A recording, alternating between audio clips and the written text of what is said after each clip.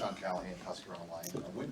When was this opportunity on the table with you and Coach Rule? And when you first came to Nebraska a year ago, did you have some initial discussions about an opportunity to come to Nebraska? Yeah, well, obviously we've talked. He's been a mentor for mine for 10 years or so. So we've always had those conversations. It was towards the end of the season, as far as my season with the Steelers, that this kind of came up, and it didn't really happen.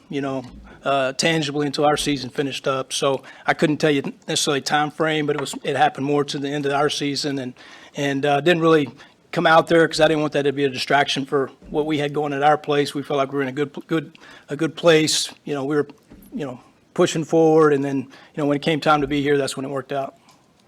Hey, Glenn, Mitch Sherman from The Athletic. Can you take us through a little bit of the process? And Matt mentioned that he had you go through some film of guys who were on the roster at the quarterback spot, maybe some guys who they were looking to add. Just what that was like for you, and what your initial observations were about the talent in the program at that position. Yeah, it probably was just that. It probably wasn't any more than that as far as just general evaluations, personnel, not necessarily scheme so much. Just trying to get an idea of what was here, what could be here, and then what we were looking for moving forward. So it probably wasn't any deeper than that. Just some general observations and evaluations. Glenn, Steve Sipple from the Husker Online. In 2015, you had a similar setup with Satterfield at Temple. You guys made a pretty big jump. Is that something you draw upon now, or is it so far in the past that you forgot? No, I think you definitely draw upon it. I think that's part of why this transition was so appealing for both sides, to be quite honest. Sat and I have been together have known each other for 20 plus years, and we've got a great relationship, and I have the utmost respect for him. He's a great football guy. He's got great insight, and it really worked well in 2015, and I respect him for that transition that happened at that time, and I see it very similar this morning, or today. We even started some of those conversations as far as schematics and some of the foundational stuff this morning, and we just kind of hit the ground running. It was very smooth. We talked kind of the same language, so I think that expedites that process as far as us getting ahead, from a schematic standpoint, faster. Those Temple teams played really good defense too. Does that make this job appealing? Matt Rule says he's always going to have a good defense. How does that affect you? I think it comes down for us playing complementary football. At the end of the day, like if we need to play good offense, then we need to play good offense. That's just what it was. And we were fortunate enough at Temple to have a good defense. And then that being said, I felt like we did some good stuff on offense to put ourselves in a situation where we were 4 minute, offense per se, maybe a 2 minute defense on the other end, and a lot of those situations early in the game. So I think the complementary piece is the most important. Sam McEwen from the Omaha World Herald. Coach Rule said that you coach quarterbacks from the ground up. What does he mean by that? Well, I think something unique that's, from my background, if you will. I've been in Division II ball, and I've been in, NFL probably half my career. So I've kind of seen both ends of the highest level of quarterback coach, and then, coaching an 18-year-old freshman. So I think you got to find that line of where are they at and try to meet them at that line, and then raise the ceiling from there. So I think that has benefited me through my career, and that's what we're going to try to start to do, as we start this process moving forward, and that kind of starts this week, really, to be quite honest. Where are the three quarterbacks that you're coaching right now at? As far as Name it, whatever. I couldn't give you an answer to that, to be quite honest. I think we're still in that process. Hopefully we learn that sooner than later, but I couldn't give you an answer there. Amy Just with the Lincoln Journal-Star. Since you've been here, it's been a pretty short time, but what have you been able to do since you got your feet on the ground here? Just kind of seeing the culture has been the big thing for me, and you see that pretty quick. Our season finished in Buffalo on Monday night, and I was here Friday, and then had a junior day that Saturday, so I was kind of head spinning a little bit, and then Monday morning I got to see those guys working out at 6:30 in the morning, and you could already see that excitement, that energy, that urgency to get better. You could see that pretty evident pretty quick. So that was probably the biggest thing that I've taken and really am excited to see, because that usually doesn't happen so fast, and I think we're in a great place that way. You alluded to it a little bit, but what does this week look like for you?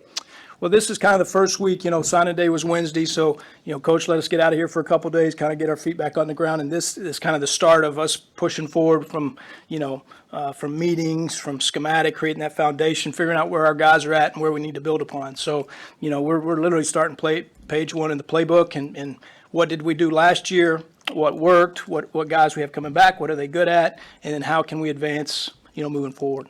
Coach, Brian Christopherson with Husker 24/7. When you're looking at QB prospects, what traits do you hold in high regard? What are you looking for at the top? Yeah, that's a loaded question for sure, because I don't think there's just one thing, I think you have to be aware of what their strength is, if they're a passer, are they elite accuracy, if they're an athlete, do they have enough passing ability to get you through a passing situation, you know what I mean? So I think you have to identify what they're really good at, and then is that trait good enough to carry them through?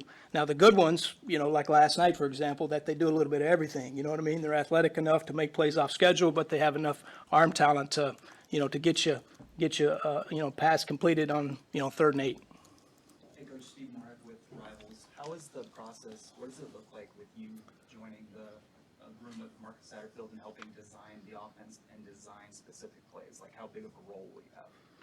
Well, I think everybody will have a significant role. That's one thing I appreciate about Coach Rule is he lets everybody in the building have a role. It doesn't matter where good information come from. Let's bring it to the table. And I think that's one thing I do appreciate about Coach Sad is there's no ego involved. I mean, for me, for him, for Coach Rule, it doesn't matter where that idea comes from. Who brings it to the table. Let's put the best ideas up front, and then let's sort it out from there and put the best game plan we can together. Coach Rule has said that he has an appreciation for the San Francisco 49ers offense. You yourself, maybe when you look at that, what do you like about that? I think they do a good job. We played them. I think the first year of the season we played them last year, and I have a history with Kyle a little bit in the NFL, and I've always appreciated how he plays complementary football. So he'll have 3 or 4 plays off of a similar formation, shift, motion. So that creates that complexity for the defense. You're always talking about illusion of complexity. You might be running base concepts, if you will, but just with a multitude of formation shifts, motions that complement each other. Coach, you were out in Arizona for a while. How familiar were you with Dylan Raiola? And did you get a chance to watch him as a young quarterback, obviously before even Nebraska was on the radar? I did. He came up, spent a day with us one day, and then they had a 7-on-7 tournament on campus, so we got to hang out. We were refereeing the games, during 7-on-7. So I had some background with him and very impressed. Obviously, he's a mature guy. He's got a lot of traffic, a lot of noise around him, but he's down to earth, wants to work, and, wants to be the best. What do you mean by that? Traffic and noise? All you guys want to talk about him. That's what it is. And what was it like coaching, 3 different starters for the Steelers last year? You didn't have a guy that just kind of started all 17 games. You kind of had to change your styles at times. What was that like, and how can you translate that to here? Yeah, that's been good, bad, or indifferent. That's been consistent in my career. I don't know if that's just football in general. I mean, you think back to even our Baylor years, right? Like in 2017, we had 3 starters. Anu Solomon, Zach Smith, and then Charlie Brewer came in and ended up getting freshman of the year. When I was at UNLV, we ended up playing 3 guys, and Cameron Friel, ended up getting freshman of the year. So that's probably the one thing that I've been most proud of in my career as far as anybody that's on the field, the expectation and the standards to play. So I think that's how we'll approach it. It doesn't matter if you're the first on the depth chart or 5th. I mean, if you're in there, the expectation's to play at a high level. Have you had chances yet to sit down? I mean, you mentioned this week's the first week you're actually getting in and doing work in the office. Have you had a chance yet, or is it on the docket this week, to sit down with those quarterbacks, get to know them personally? What have your interactions so far been? It's been minimal up to this point. We've been on the road, here or there, but I've tried to at least try to bring them in just to introduce, try to learn a little bit about them. But yeah, today, kind of moving forward, that's when we'll get a little bit more strategic, a little bit more structured as far as those meetings. Does the transfer portal, you hear this from some coaches, does the transfer portal impact the way you coach? Does it affect the way you coach up guys? No, I don't think so. At the end of the day, you got to, whether it be a Saturday to a Saturday, you got to make them the best they can possibly be when the ball snaps. So you can't look long term. You just got to build the best quarterback you can, if you will, that given weekend. Hey, Coach. Luke Mullen from Lincoln Journal-Star. Since you have coached both pro, collegiate quarterbacks, is there anything you enjoy about working with a young quarterback who's still learning the position maybe a little bit? Yeah, it's a lot of times when you're talking about an NFL quarterback, it's more of there's a dialogue, right? Well, if this and if that and maybe this, maybe that, there's a lot of gray that's involved. I think when you start talking about particularly a young quarterback, it's more finite. You know what I mean? It's more this, and this. And I think there's and then when you see that success come to the field and the lights, the eyes open up, it's a cool feeling. You know what I mean? And to see that meeting room translate to the field, and then all of a sudden you hit an explosive, that's pretty cool. That's pretty cool. So hopefully we can create a couple of those moments. Why is it more finite with younger quarterbacks? Well, you just don't want to create as much gray, right? You start creating gray and all this, the complexity, in today's defenses, shoot, even our guys, right? Tony does a great job on that side. There's so much complexity in the defense. You start creating gray, you create uncertainty as far as what the quarterback's thinking. They're not going to play fast or play confident. So the more that you can create black and white, finite decisions, the more confident they're going to play and the better they'll play. Is there anything even more unique about the early enrollees? As far you talk about young quarterbacks, these are two kids who are should be in high school, could be in high school, seniors in high school. What does that present for you when you work with Dylan and Danny in that regard? I think it's a huge benefit. Both those guys I mentioned that played as true freshmen, both were early enrollees. So, at all positions, obviously the quarterback's, unique because of so much is asked for him. But I think all positions in general, there's so much ground that you can make up in that 6 months, if you will. That the other signing class guys will show up in June and, these 16 guys are in just a whole different place of what they've gone through. So I think it's a huge advantage for sure. I know you're just getting to know guys, but did you get a chance to watch some of what Heinrich did last year? And is there a difference in coaching a guy who's maybe a little bit more midstream in his college experience than the new guys? Yeah, I think there's going to be some, right? I mean, they're all at kind of different levels. So I think you got to try to meet in the middle, and you probably slow it down just a little bit just to kind of get the other guys, to that level, if you will. But at the end of the day, we'll try to get the other guys as fast as we can, but we got to push him to get better, at where he's at and progress from there, for sure. How closely are you watching them during this winter conditioning? I think you watch them more, just the social dynamic, if you will, the leadership component. Are they in the front of the line? Are they being vocal? Are they giving that extra effort? The leadership by example type mentality. You know what I mean? Because that's what you're trying to promote, that because they're talking about leading the team. Well, obviously your performance has got to be a part of that. So I think it's probably more that, as we just kind of watch, and I'm trying to figure out faces and so forth. That's kind of been a cool thing, and I've been impressed with it, to be quite honest. All three of them are, in the front of the lines. They're being all vocal, not shy about it. They're out in front doing their thing. I'm sure it'll ultimately be a decision that's made by Coach Rule and Coach Sad and you. But what's your feeling in the spring on how much you throw them into the fire as far as taking contact? You put green jerseys on them. Obviously, there's just 3 of them on scholarship. So how do you, as a position coach, want to approach that?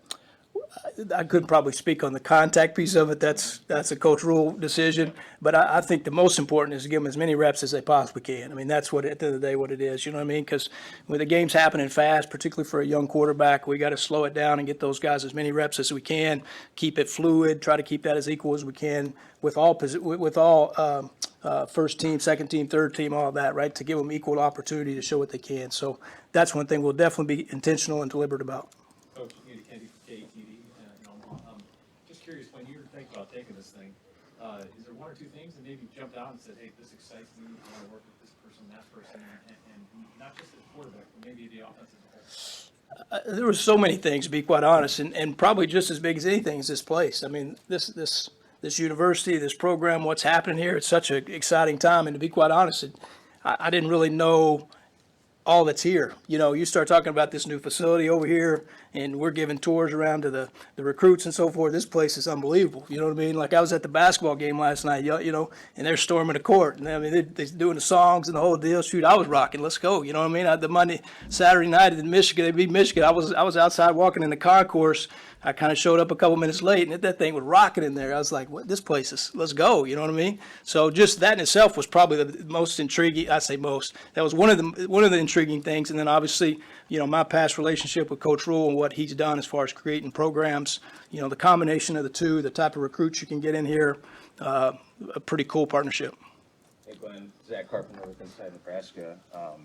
I know, like you said, you haven't really got a chance to talk to them more in depth, more introductions, but when looking at Dylan, specifically his ability to process information, do it quickly, you talked about the game slowing down for some guys, especially the young guys. I mean, what have you noticed with that specifically, just his processing of information?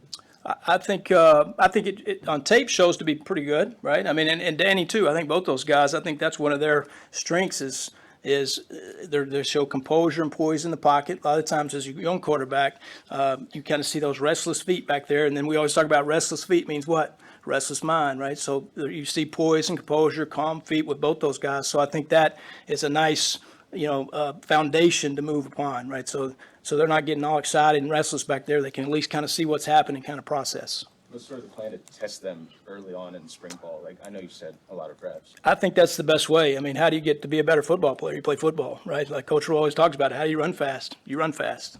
So I think that's part of the theory of philosophy is getting as many reps as we can and let those guys show us what they can do.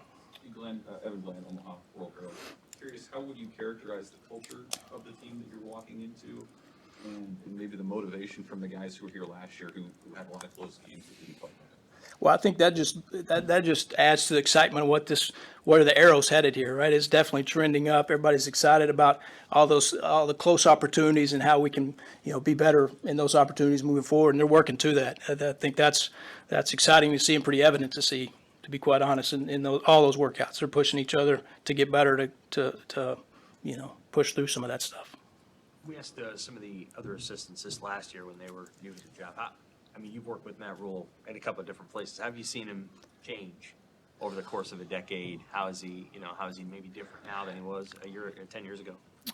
I hadn't seen him a bunch yet. You know what I mean? I hadn't seen him a bunch because he's been on the road here and there, and likewise. So, but I think just confidence in his process. Like his process has worked at a multitude of places, and I think there's a lot of value in that. You know what I mean? But he'd be the first to tell you, like every day we come to the building, we're looking for the best way. Just because we did it, say this time that year, wasn't necessarily the way we're going to do it this year. But I think overall, the umbrella philosophy works. It shows it works. I think he has confidence in that and understands that he's putting hopefully good people around him to preach that message and try to get that philosophy through to the team. Did you cross paths with Sat? Did you say it had been 20 years that the two of you have known each other before Temple? Where just via friends, coaching, the coaching tree, if you will, and then he came up when I was with the Falcons. He came up, hung out with us, and just the coaching tree. Coach, have you been able to put together what caused a lot of the turnover problems we had with the quarterbacks last year? How do you fix that? Yeah, I hadn't got too much into that specifically. You know what I mean? That'll be obviously a topic of discussion, moving forward. But I couldn't probably speak to that in detail. How did you go from Midwestern State to the Atlanta Falcons? How did that happen? Like, what was the moment? The moment was I was driving recruiting down in Houston, and I got a call from Mike Smith and was like, "Hey, do you want to come up to Atlanta?" And I turned the car around and I was headed to Atlanta type deal. You know what I mean? But no, I was very fortunate when I was even a GA in Division II. I was going up to Baltimore with the Ravens and doing some internships and stuff like that, and got to know some of those guys and worked hard, and it felt like would work hard for him at that opportunity. So he reached out and it worked out good. What did that experience with the Falcons how did it change your life? Well, it definitely changed my life. I was very fortunate when I was a GA. I went from being a GA to a Division II coordinator, and at the time, I was 25. I thought I kind of had some answers, whatever. And then you get put in that level of the elite, the highest level of football, and you're just like, oh shoot, what did I not know? You know what I mean? And so I got to be around some of the best coaches in the world, and how they did it and why they did it, and that social dynamic with the players. The organizational piece of it, right? Mike Smith is kind of under the Brian Billick and the Bill Walsh, that tree, if you will. The organizational piece was unlike no other. So to get to see that at the highest level really, like you said, changed my life. Anybody notice you? Know who you were over at the basketball arena this weekend? No, not this weekend. I was kind of incognito. I had the hat down, whatever. But that junior day, it was kind of cool though. We walked in with all the juniors and some guys were, hey, welcome, coach, good to have you. So that was pretty cool. I'm sure as a quarterbacks coach, you're well aware walking in here how much scrutiny there is on that position, and how well-known and recognizable those guys are even before they play it down in this program. How do you approach that challenge with them, just from like a mental off-the-field standpoint, and getting them to understand how to deal with that? It's like that everywhere. I mean, that's just the position, right? Pressure is a privilege, that's just what it is at playing that position. So I don't necessarily think you address it. We just, try to be the best we can possibly be, try to put them in a position to be as successful as we possibly can. And, all that other stuff is just part of being at that position. Thanks, Coach. Awesome. Thank you, guys.